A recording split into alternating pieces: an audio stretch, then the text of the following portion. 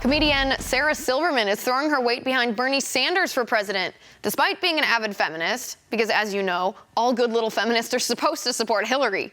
Take a look.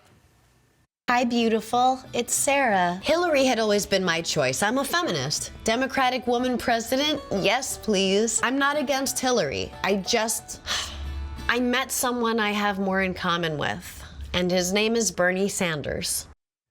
Hey, Sarah, it's me, Liz. I watched your video on why you're voting for Bernie Sanders. You and I actually agree on Hillary Clinton. She's not a good choice for women. But neither's Bernie Sanders. I want to remind you of a few things about Bernie that you seem to have forgotten in your video. Bernie is running on a platform of overturning Citizens United and making the untouchably rich accountable for their fair share of taxes. You make a lot of money, Sarah. You're a very successful woman. You don't need me to tell you that. But if Bernie Sanders were president, you'd be paying so much more in taxes. If you make $250,000 a year, you'd pay $98,000 of that in taxes under Bernie. If you make $500,000 a year, you'd pay $226,000 of that in taxes under Bernie. If you have a good year, make $1 million, you'd pay $452,000 of that in taxes. And that's just basic income tax. That doesn't even get into all the nitty-gritty details, capital gains, dividends, or the 2.2% healthcare tax. That's on top of all the rest.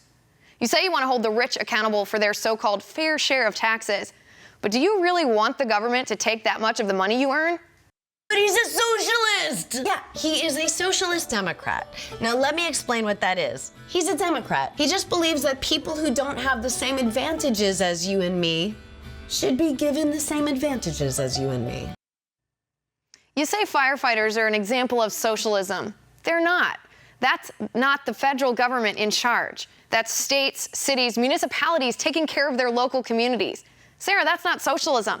That's not democratic socialism.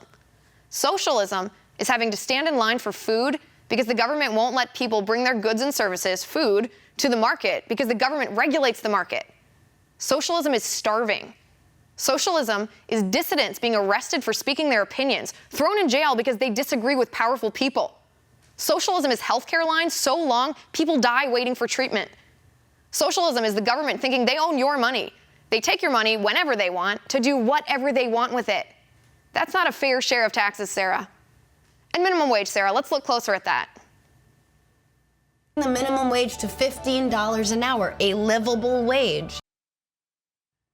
Sounds great, right? Giving everybody all the money they need, all the money they want. But that's not quite how it works out in the end. What happens when government mandates that companies pay that much is employers can't hire people at that pay rate. So the people have a harder time finding jobs, or their hours are cut, or they're laid off altogether. But Sarah, you're right about voting. Your vote is valuable, but it's not about money like you claim, the millions of dollars politicians spend on securing people's votes. Men and women of America have fought, have died to protect our right to vote. Don't give away that freedom. Don't buy into Bernie Sanders' promises without looking to see what the effects will be down the road. Our liberty's too valuable to give away to a socialist, to Bernie Sanders. That's my final point. You can reach me on Twitter at Liz_Wheeler. And if you liked the show, send me an email at oann.com/contact. Be sure to catch us again tomorrow at 10 p.m. Eastern, and have a good night.